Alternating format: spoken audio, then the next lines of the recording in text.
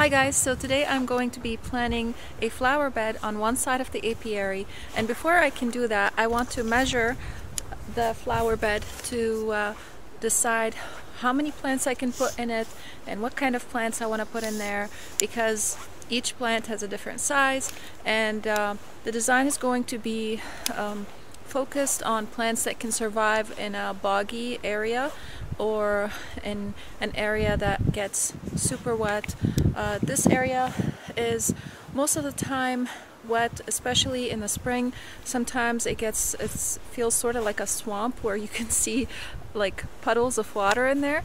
So right now I'm going to go measure it, and then we're gonna head on inside, and I'm gonna show you how I'm going to be planting this garden. But first I gotta turn off the electric fence before I start measuring, because I don't want to electrocute myself, you know.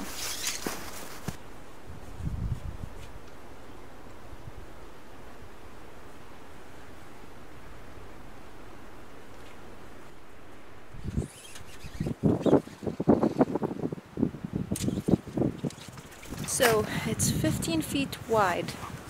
I gotta measure, now I have to go measure its length.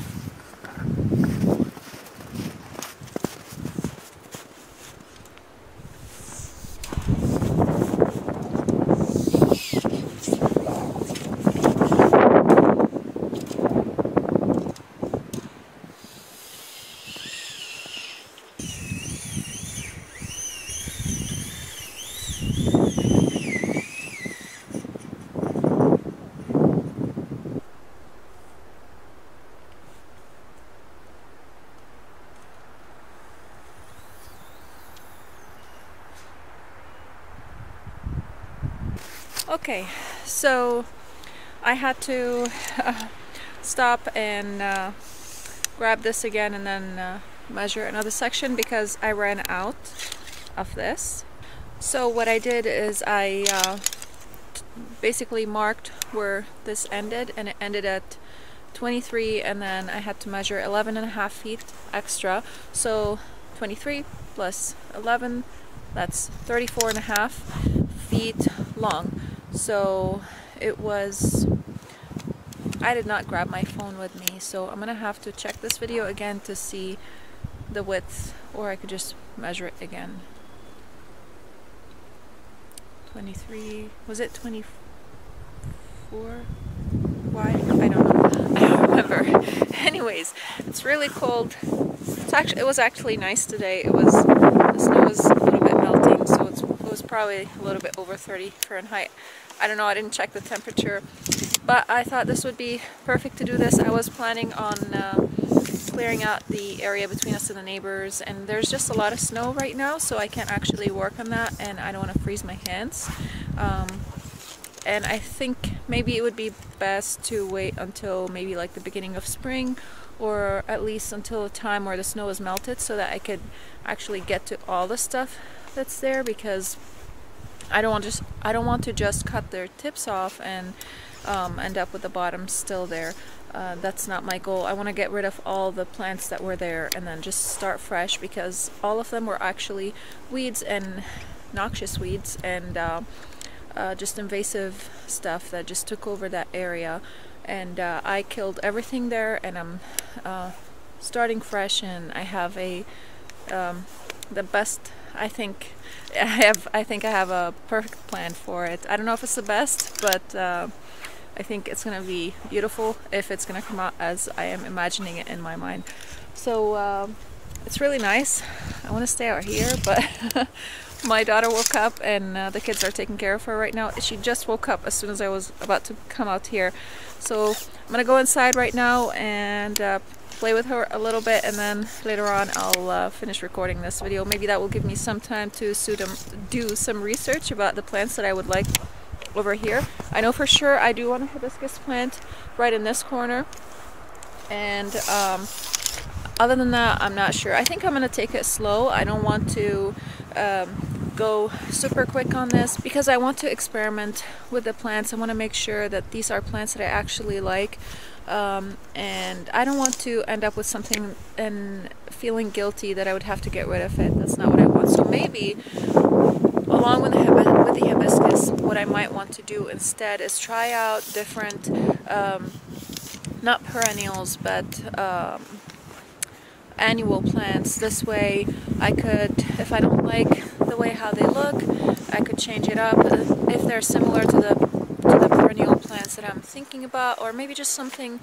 of that sort, and just to kind of give me an idea of where what direction I would want to take. I know that I want to have something in the middle of that flower bed, and I want to have it like maybe a bird bath of some sort, just so that birds can come and drink. It looks pretty, and also the bees, God willing, they would survive. My husband doesn't think they're gonna survive. This is our first year with the bees. I didn't do anything with them. It was all my husband's.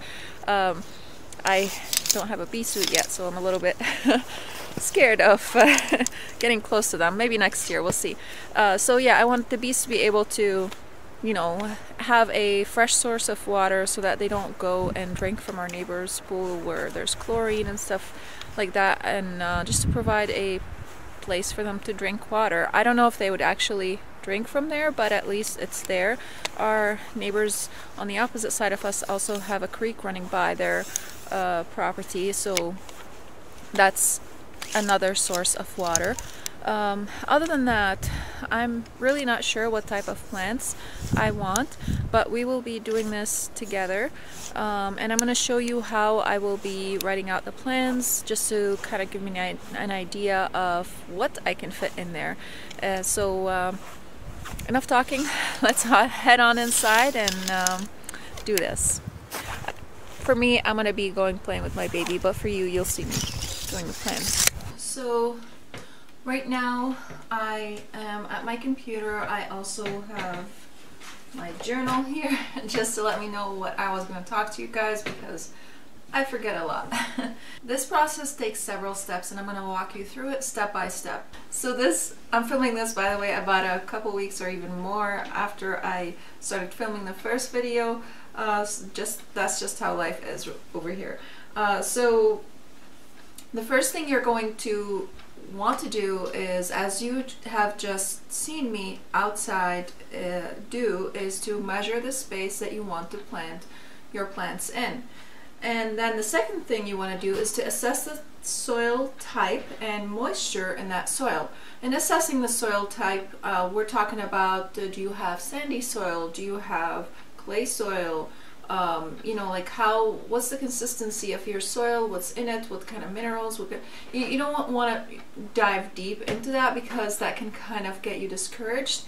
But a few things to pay attention to is if you have clay soil or sandy soil, or if your soil is super acidic, or if it is super basic. Super acidic is basically the pH level of the soil is going to be low, and super basic is when the pH level of your soil is super high.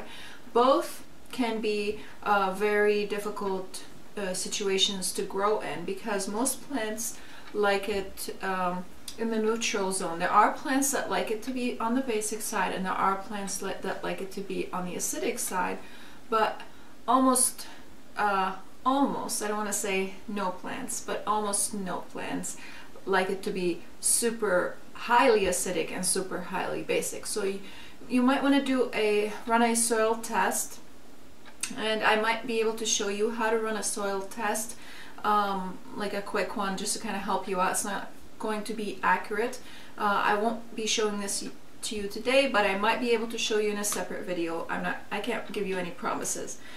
So that's the second thing that you want to do. Once you know what your soil type is like, is it too moist, is it too dry? Like, for example, the place where I am growing has a lot of water, as I mentioned earlier.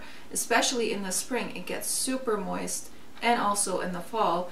By moist, I mean it's sort of like a swamp almost, where like you're stepping and there's like literally water on the surface of the soil, not just muddy, but water on the surface of the soil. So this type of plants that I'm going to be choosing are going to be plants that are able to survive these this kind of environment.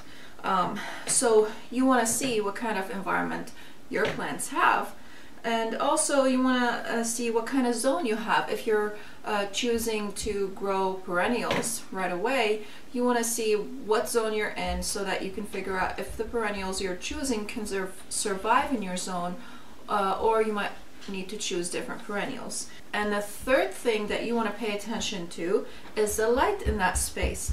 Does that space get a lot of direct sunlight? Does it get full direct sunlight? Full direct sunlight, that would be 6 to 8 hours or even more than that. Does it get partial sunlight? That would be, I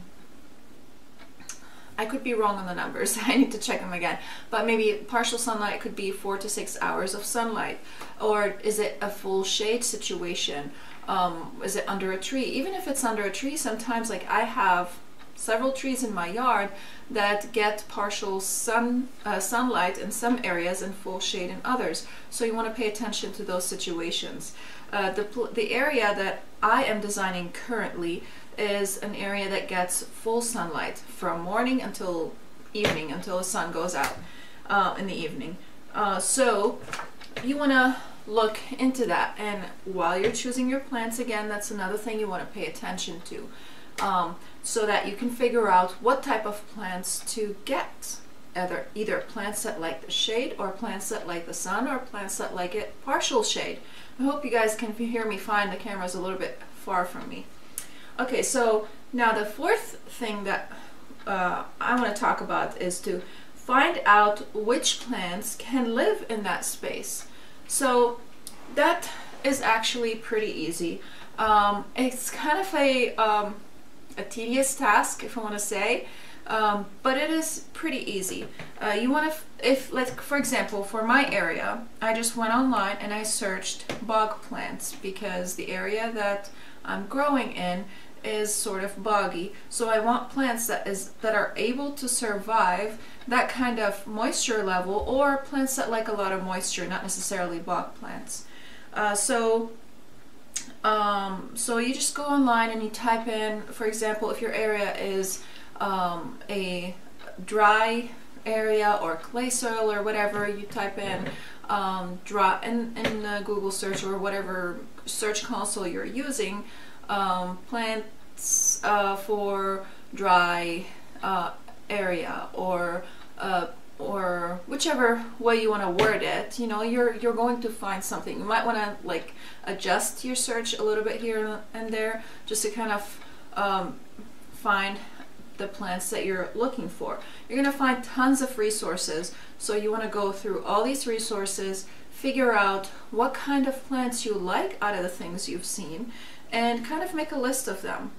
And figure out also, do they grow in your zone or do they not? If they don't grow in your zone, you might be able to grow them as an annual, maybe. If they, let's say if you're in a cool environment and you have a warm season and the plants like it in the warm season only, you might be able to plant them as an annual in that season. Also, another way you can figure out what kind of plants grow in your area, and for that type of soil you have, and the moisture and the sunlight and all that stuff, those are all things you want to, by the way, be looking for. Is you can go to a garden center in your area and you can ask them, this is the type of soil that I have, and it's moist or it's dry, it's super moist or it's super dry, and it's in full sun or partial shade or whatever situation you have, and tell them, can you help me please find, you know, plants that live in this kind of situation. And they might ask you, is it perennial or is it annual? Perennial means basically that it's going to come back the next year, and annual means that it's just going to live this year and not come back the next year. It's going to die after it's, you know, after it has fulfilled its purpose and gave you flowers or whatever it is it may have given you. And I'm sure most garden centers would be happy to help you. They'd show you the plants if they do have them on hand, they would you know, help you decide what kind of plants are best for your situation. And another way you could figure out what kind of plants you can plant is by just simply going to other gardeners in your area. Maybe your neighbor is a gardener, or your friend that lives in your area, and you want to see what kind of plants they are planting, and just talk to them, you know, like, this is what I have here, and what kind of situation do you have, and this is what I'm facing, and do you know of any plants that can live in that kind of situation? And if they do, they might have them. You might be surprised. If they do have them, they might be willing to give you like a cutting of that plant, or just divide a plant for you and give it to you, or a start or something like that. So you might be lucky by getting some free plants that way. Yeah, so you want to create a list of these plants. Just write them down on a piece of paper or create a spreadsheet or something, and just to kind of go through them one by one once you have that list. So here are the things that you want to pay attention to when searching for these plants. You might want to do some research on each plant, because these plants could be invasive. For example, I saw a plant that I thought was beautiful, which was like it's called an arrowhead, some sort of grass, something like that, and it looks very similar to elephant ears. I've never grown either of these, and this plant lives in sort of a boggy situation like I have, but this plant can be invasive if provided with a proper like soil and moisture that it likes. It can become invasive. So I don't want to be battling plants and trying to stop them from invading the rest of my yard. So not just my yard, but other people's yard. It can create actually a problem in your area, in your even state that you're in. So you want to pay attention to that. Do they normally suffer from common diseases? If it's a plant that's going to give you a hard time, it's constantly suffering from diseases and issues like that, that maybe like mildew or whatever it may be, you might want to avoid it. So that's another thing to be looking for. Do they require a lot of care? Are they plants that you constantly want to tend to and water and trim and do all this stuff for and fertilize and all that stuff? You know, like, it can be time consuming, and we know that unless you're maybe a retired person, we all kind of have, you know, like the same amount of time in the day, even a retired person, no offense to anyone, but you know, like you might have some limited time on hand. So you want to pay attention to that and see, like, also kind of like if you have a hard time bending over and stuff like that, you know, it might be too much work for you. So just try to find low care kind of plants, and you can find these information all on the web or in garden centers, or if your friend is like an avid gardener or neighbor, they can help you out with that also. You know, does it need constant deadheading? Does it need spraying? So these are things that you want to pay attention to with all the things, with the list of plants that you have. So you want to do research on these information first before you choose any of the plants that you have listed on your list that can live in the environment that you have, that you currently have. Now, I also want to say that I am not a like a landscape designer or anything by that mean, but I love designing gardens, and I love art, I love nature and all that comes with it. So I just thought that I would share with you guys what I'm doing. And if you like what you are seeing over here, and if you're new to this channel, please hit that subscribe button, and maybe the share in case of someone that you know might like this video. So next thing we're talking about is creating a miniature model of the space that you want to plant.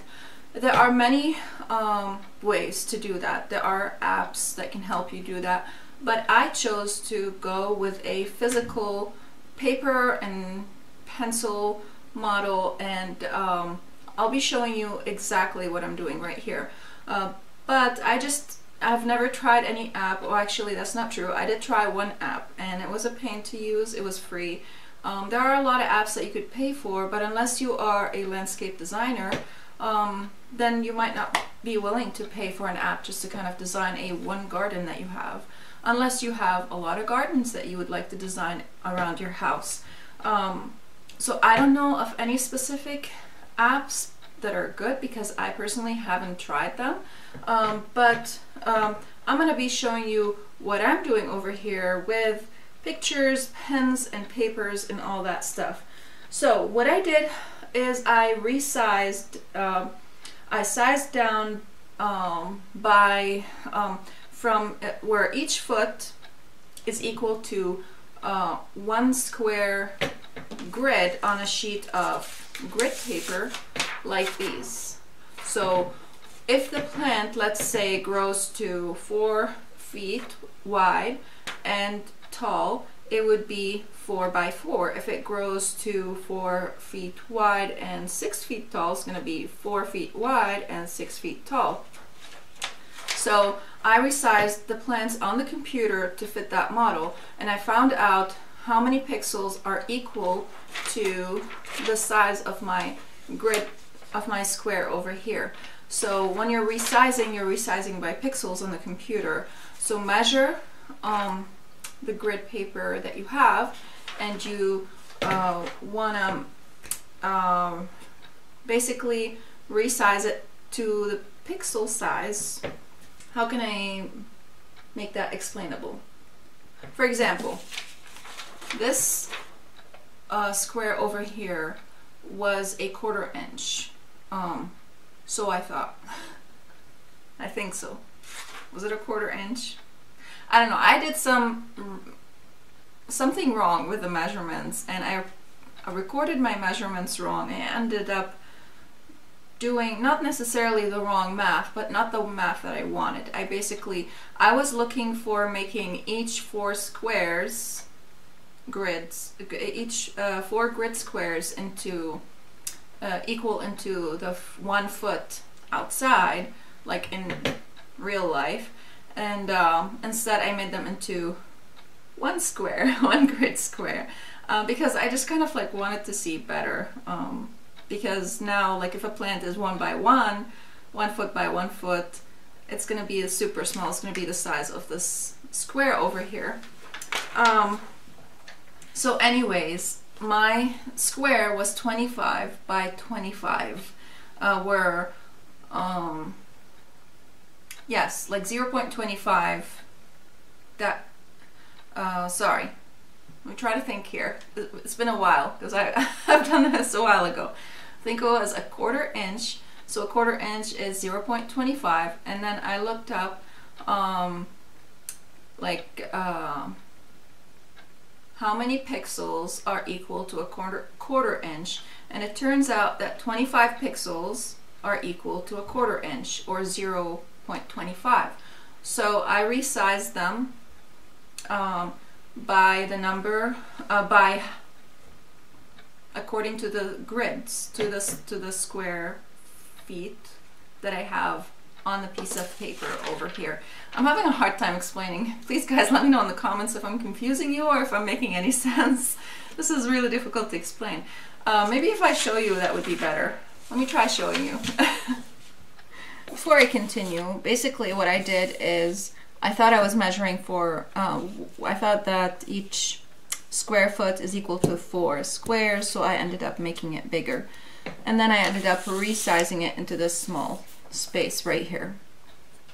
I don't know if you guys can see it. Let me make sure you guys can see it. Move my computer over here. Yeah, so I ended up resizing it into this rectangle over here, where each of these squares is equal to 1 foot. So basically,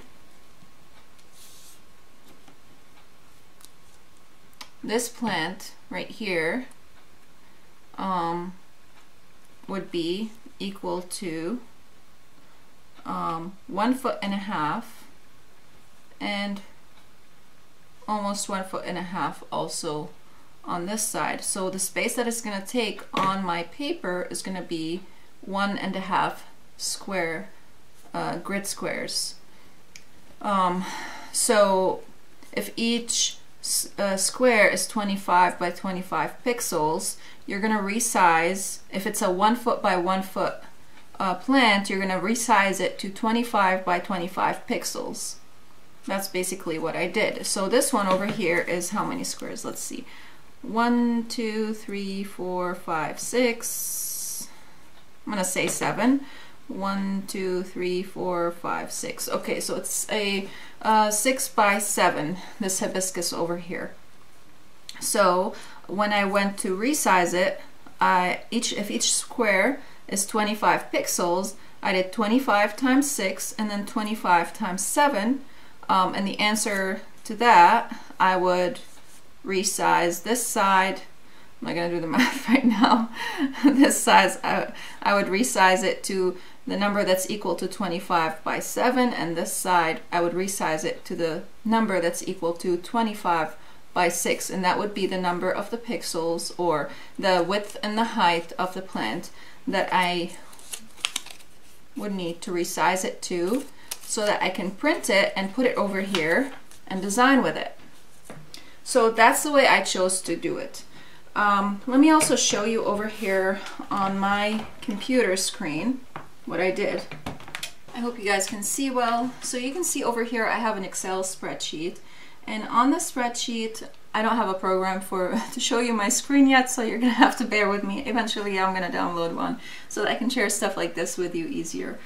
Over here you can see on my Excel spreadsheet, after I resized the pictures of the plants that I wanted, after I made my decision, these are the plants that I want in my garden, I took the plants and I just basically inserted them into the cells on Excel, leaving space between them, in a way where I could cut the plants. If I want to print the paper, I could cut each plant on its own without any problem, so that they would end up like this over here, like you see, so that I can use them to design with them on my paper that I just showed you. So yeah, so that's what I did. Also, I just want to mention, I want to mention though, one problem I ran into is Excel doesn't have to what I know, I'm not that experienced with Excel. I don't use it that often, so I could be wrong. If someone uses Excel tons, please let me know if I'm wrong about this. But it doesn't seem that Excel has a size of a page, like a letter size page. It just keeps going and going and going. The more you enter, the more it just expands the page for you. So the problem that I had was that some of the plants ended up being at the end of the page, and they split, they were divided between 2 pages basically. So like these plants right here, over here, the what's that, beard something, I forgot its name. I have all the names in a different document or listed over here on my journal, I'm not sure. But yeah, basically this is what I did. I printed it and I cut them out, and now I can design with them.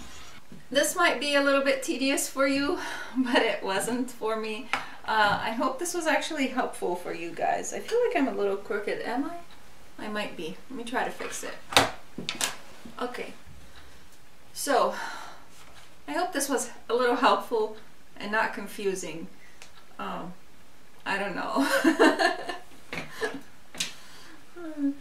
If you have any questions, just leave them in the comments, in the comment section down below. And if you guys like what you're seeing here, please hit that like button. And let's move on to number 8 now. So once you have, I don't know if I've been listing the numbers or not. We're on number 8 now. So once you have decided on your measurements, you need to figure out how much space each plant is gonna take. So like I said, if you decided that each foot is gonna be 4 grid squares or 1 grid square, make that decision, and then decide. You need to figure out how much space each plant is going to take. Like for example, this hibiscus over here, I'm sure you can't see it, is going to take 6 by 7 feet. So it's going to grow to 7 feet tall and it's going to be 6 feet wide. And these are things you want to know ahead of time before you decide on your plants, because you want to make sure that you have the space that these plants need in the area that you have. You don't want to plant plants that are too big and then later on think to yourself, oh, I can't plant too many things in here. And you don't want to plant too many things either, because you want it to look beautiful. You do want to plant a variety, but you also want to kind of repeat the plants so that you have uniformity and so that it would look beautiful and not too messy and crowded.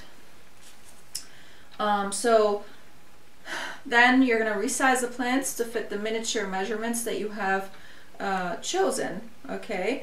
And just like I showed you over here, then kind of draw out your space that you have on a piece of paper, on the grid square paper. You might need to tape several papers together depending on how many grid squares are equal to 1 foot in your choice that you have made. Let's see, number 9, take the pictures and insert them into Excel document, just like I showed you here, guys. Number 10, print out the pictures, cut them out, and so now you have the plants that you have scaled down to size. You know how many plants you can fit in here, because you're not going to be taking all these plants and putting them in here, but you can choose from them. Now you have a smaller selection and you can choose from them the plants that you want to place in the garden. Now I had a really nice design and then my daughter came by accident and just bumped it and it wrecked all the stuff. If you really are happy with the design, you could just glue it. If you're not sure about your design, you could print out several of these papers and just make a different design, maybe, if you don't want to wreck it, so that you can kind of look at them and see which one you like better, or maybe take a picture of it after you have made it. I wanted to take a picture of mine, but I didn't have the chance to, because I walked away for a second and the next thing I know was it was wrecked. Oh well. So another way you can design this without going to this extreme extent that I've showed you here, that I've shown you here, is by just basically drawing them out. The only thing that I don't like about this method is I really can't, like, it's gonna take me forever to draw the plants to exactly how they look like, and I can't really draw them with the exact leaf structure and the structure that they have. I might be able to, but if I do, it's gonna take me ages. And you know, like, I like art, but I haven't been practicing for a long time, so it's just, unless you're like really good at art, you know, like, you could do that, I suppose. That might be a fun thing for you. But another thing that I don't like about this method is you might mess up on the measurement. You might not be exact on the measurement of the plant. You might end up adding too much or maybe too little. If you added too little, that's okay, because then you can, like, you know, later on decide to add something else if you wanted to. What is it I wanted to talk about?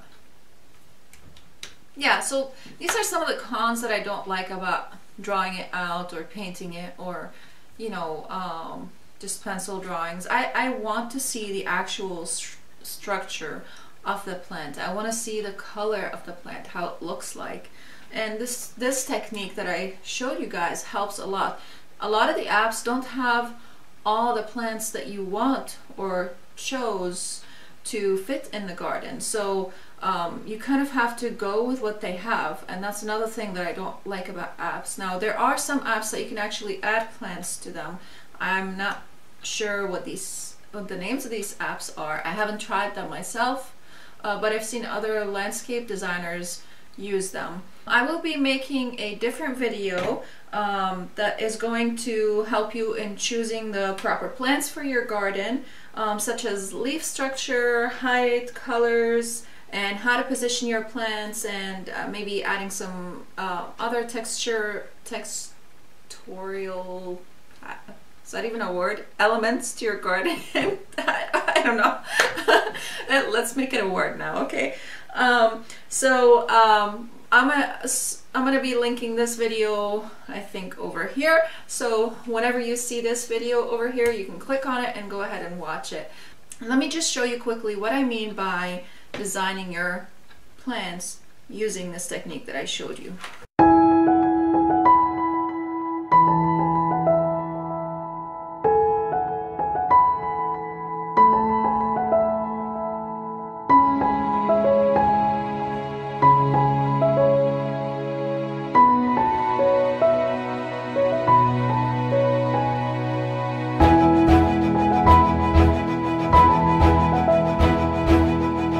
So this is, by the way, like a